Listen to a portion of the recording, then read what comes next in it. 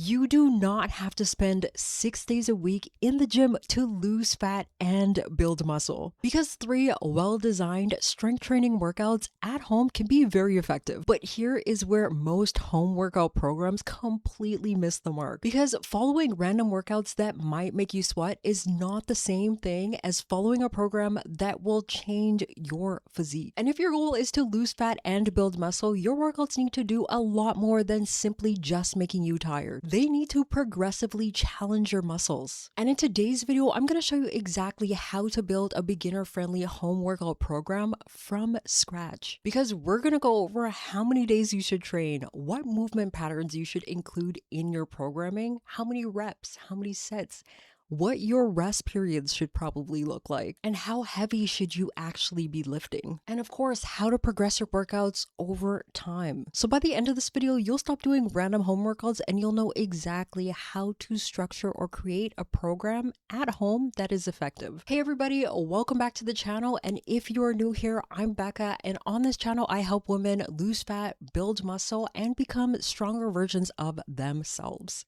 So if that's something that you're interested in, don't forget to like the video and go ahead and subscribe to the channel. Now, if you've ever searched for a workout program online, you already know there are thousands of programs out there that you can find. You've got the 10-minute ab workouts, you've got the 20-minute HIIT workouts, you've got the glute workouts, you got the full body workouts. And while the individual workouts online can be useful and can be helpful, there's a huge difference between following workouts and following a program. Because a workout is going to tell you what to do today, but a program is going to tell you what to do, why you're doing it, how hard should the program be for you specifically, and how to progress over time. And that's exactly what we're going to build today. So step one, of course, we need to understand what our goals are. What are we actually training to achieve? So let's go ahead and start off with our goal. If your goal specifically for this channel is to lose fat and build muscle, which we're talking about body recomposition, there are 2 different adaptations that we are trying to create simultaneously. So of course, fat loss is mainly driven by our overall energy balance, meaning of course you need a sustained calorie deficit to lose that body fat. And resistance training doesn't completely eliminate that calorie deficit.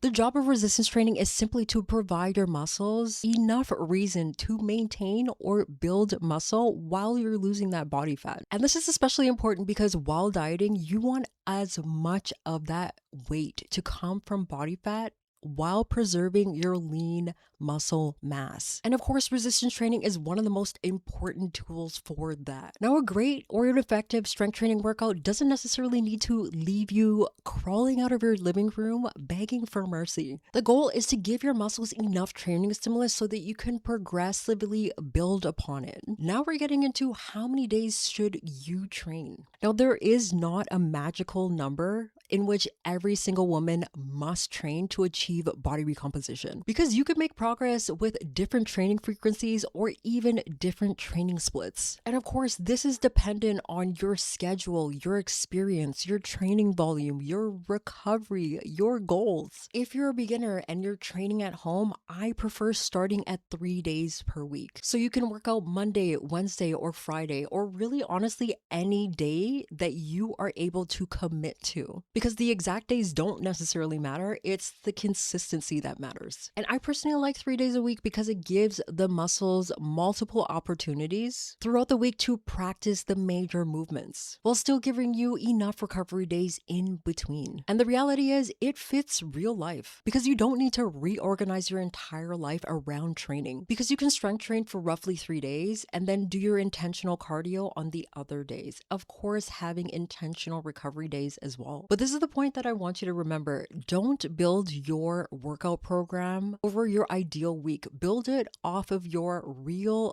life. Because if you can consistently commit to training for 3 days a week, don't go designing a 6-day week program which might look ideal on paper, but realistically, you cannot commit to, and you'll eventually abandon it within the next few weeks. All right, so let's get into the movement patterns that you should include in your program. Now, for now, I want you to ask yourself, what movement patterns do I need to include in my program? Because you don't need 25 exercises per workout. That's just simply not going to be an effective workout. You need enough well-chosen exercises to train the muscle groups and movement patterns effectively over the course of the week. So for a balanced home program, I want you to think about a few categories. Number one, we're going to start off with the knee dominant exercises or the knee dominant movements. Now, these include movements where the knee contributes substantially to the motion that you're doing. So think about your goblet squats, your split squats, your step ups, your forward lunges. These are predominantly useful for training your quads and your glutes. Next, let's go ahead and add in a hip movement into your program. Now, these involve substantial movement at the hips and train your posterior chain. So think your regular deadlifts, your Romanian deadlifts, even your hip thrusts, your glute bridges. Now, these can train the glutes, the hamstrings, and other muscles involved in hip extension. Next, we need to include a horizontal pushing movements. So think about movements, or think about including movements where you're pressing resistance away from your torso. So think about your push-ups, your incline push-ups, your chest press. These primarily will train your chest, your anterior shoulders, and even your triceps. Next, we need to include our horizontal pulling movements. So essentially, these are the opposite movements from the ones I just discussed. These are going to be movements pulling resistance towards your torso. So think about your dumbbell rows. These are going to train your muscles of your upper back and your biceps. Next, we're going to include our vertical pushing movements. These are movements where you're pressing upwards with resistance. So these can include, of course, your overhead shoulder press. And these movements are going to emphasize your shoulders and your triceps. Next, we're going to go over the vertical pull. And this is a movement that people typically forget when creating a home workout program. This might include your lat pull downs. And having a dumbbell only home program can make it incredibly difficult to add this in your program, which is one of the reasons why resistance bands can be an incredible addition to your home program. Next, we need to add our core or carrying movements. Now, training your core doesn't necessarily mean you need to add in hundreds of crunches into your program. There are so many different ways you can train your core effectively. But think about how important your core is to your daily living. And think about the different functions of your core, including resistant movement and transferring force. So think about your dead bugs, your plank variations, your Pallof presses, farmer carries, suitcase carries. Now, across your 3-day program, you want to balance coverage of all of these patterns included into your program. Now, of course, the next level is to choose exercises appropriate for your fitness level. Now, take those movement patterns that we discussed earlier and choose exercises that you are able to do at this moment. So, of course, if you're a beginner, don't go choosing an impressively complicated exercise that you saw on TikTok or Instagram. Choose one that you can perform at your current level safely. So for example, if you can't do a full push-up, go ahead and do a floor push-up or an incline push-up. You can start with body weight squats, or if they're incredibly challenging for you, and then move towards a goblet squat. Because you don't get an award and you don't get extra points for simply doing the most complex exercise or most complex version of an exercise. The best exercise is the one that you're able to complete safely at your skill level for your specific goal. And of course, that you can make progressively challenging for yourself. Next, let's go ahead and put the exercises in the correct order, or the best order for you at this moment. So of course, we need to decide what comes first. What you can do at your skill level is put the most demanding exercise at the beginning of your program. The most demanding exercises on your muscles, your nervous system. And this is going to help you especially perform the exercise well while you're particularly fresh. So for example, if your goal is to improve your squat, go ahead and start off with the squat. So for a beginner full body session, it could look something like this: your primary lower body movement, a secondary lower body movement, a upper body push, an upper body pull, a secondary upper body movement, and of course ending off with a core movement or carry movement. Now, you also don't need to turn your strength training workouts into a cardio circuit where you're rushing from exercise to exercise and you have almost no rest. because quality matters. And you want to have enough energy to perform each exercise with proper technique and meaningful effort. All right, so let's get into these sets and reps. Now, here's where a lot of people tend to overcomplicate things. If you're a beginner, I would generally start with around 2 to 3 sets per exercise. You don't need 5 sets of every single exercise that you're going to start off with, and you don't need to train for 2 hours. For example, you could start off with 3 sets of Romanian deadlifts or goblet squats. And of course, as you become more experienced, you might benefit from additional training volume for the muscles you're trying to prioritize. All right, so let's get into the reps. All right, so let's talk about how many reps you should actually do for each exercise. Now, you don't have to use the same rep range for every single movement. So for a beginner focused program, here's a simple way to structure or organize it.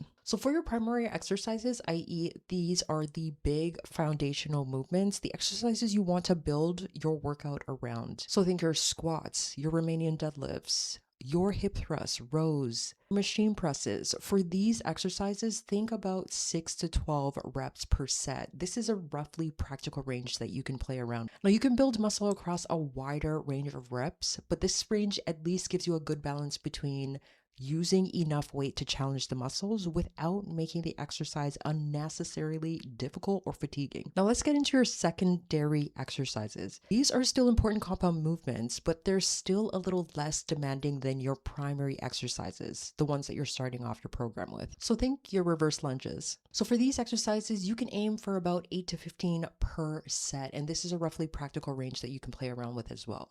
All right, so let's get into your accessory or isolation exercises. Now, these exercises are going to allow you to target individual muscles more directly. So think your lateral raises, your bicep curls, or even your tricep extensions. Now, for most of these exercises, you can play around with 10 to 20 reps per set.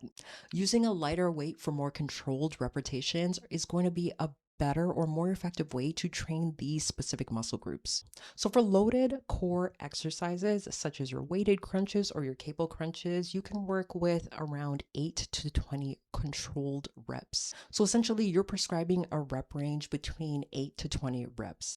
So for exercises where you're like holding a position, such as a plank, you can use time instead of reps. So for example, you might start off with about 30 seconds and work towards 60 seconds as a goal that you're trying to achieve for your planks, while maintaining good technique, of course. But remember, these are ranges, not hard written rules. So the rep range is going to tell you exactly how many reps to aim for, while your technique and your effort is going to tell you whether you have chosen the right amount of weight for each exercise. So if your program has goblet squats for 3 sets, for 8 to 12 reps, you might start off doing 10 reps for one set, 10 reps for the next set, and then ending off with 9 reps because it's incredibly difficult. And eventually you will reach the top of the prescribed rep range, which in this case is 12. So for the first set, you might end up doing 12, second set 12, the last set 12. And that is ultimately how you're going to know that you are progressing. All right, let's get into how heavy you should be lifting to see results. Because I don't want you leaving this video and you thinking that you must carry or start off lifting 10 pounds per exercise, when that's simply not the case for every single woman. Because there is no universal weight that every single woman should or will start off with. Your appropriate weight depends on your current strength levels, the exercise, your experience, and even the current equipment that you have access to. So instead, for now, I want you to use your reps and your efforts to choose your starting off weight. So if you're prescribed 8 to 12 reps for an exercise, choose a weight that's going to allow you to perform the exercise with full range of motion and proper form, while making the final reps very difficult or challenging.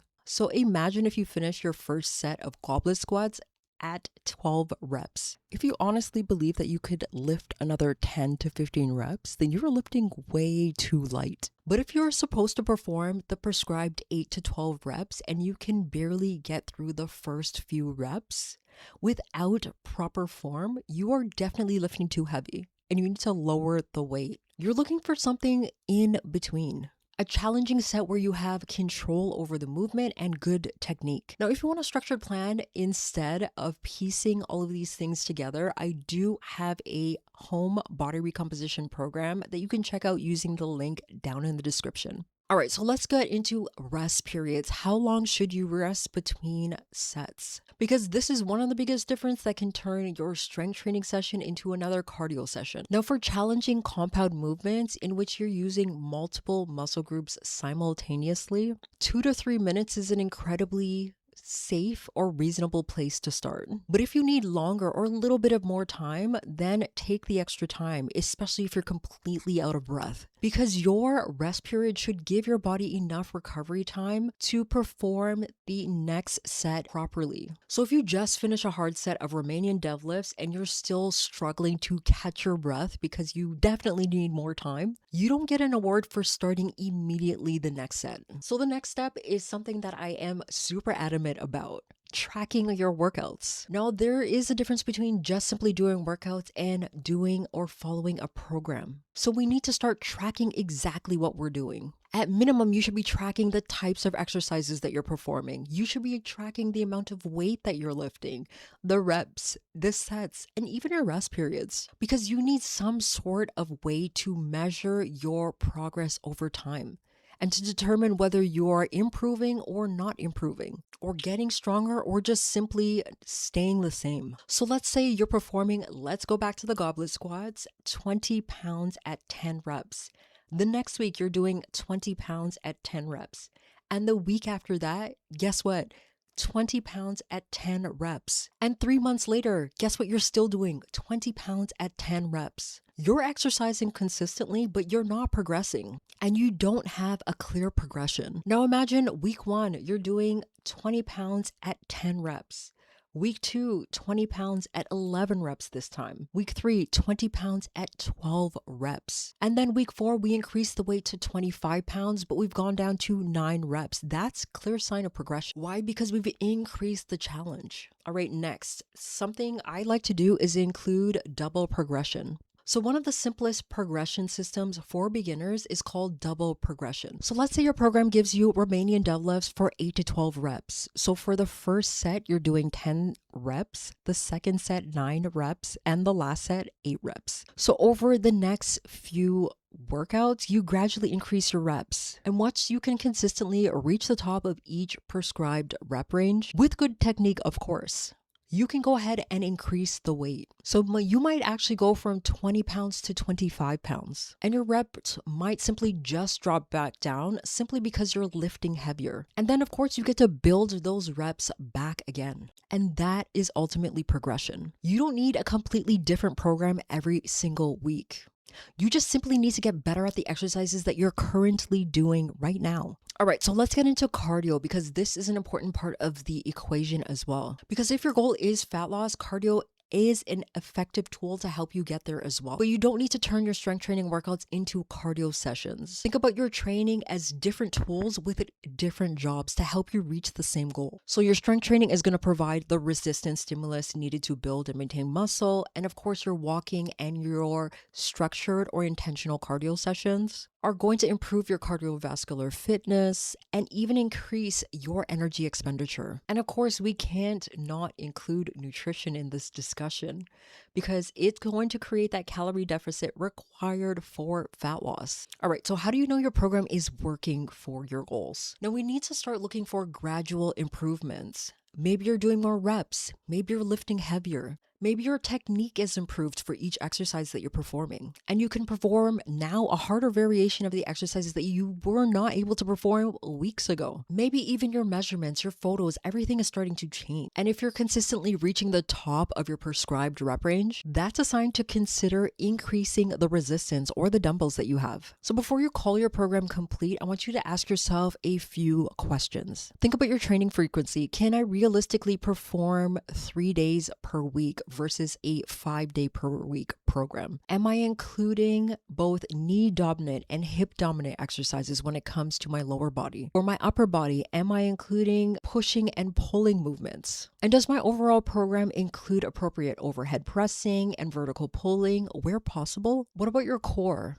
Am I training my core through bracing, resistance movement, or even carrying? And then we need to get into the sets and reps. Am I doing enough progressive or productive work without having to add unnecessary volume? For the reps, am I using practical rep ranges that allow me to train hard enough with a good technique? For the effort that I'm putting in my work, are my workouts incredibly easy? If so, we gotta increase the weight. And for my rest periods, am I resting long enough to perform quality sets? No ego lifting. And for progression, do I know exactly how I'm gonna make these exercises challenging over time? For tracking, how am I recording my weights, my sets, my reps, the exercise selection? So if you can answer all of these questions, you're no longer doing random home workouts. You have a training program now. Now, if you're watching this video and still thinking, okay, I understand how to build the program, but I really don't want to spend the next few days or weeks trying to piece all of these things together. That's exactly why I created my home body recomp program,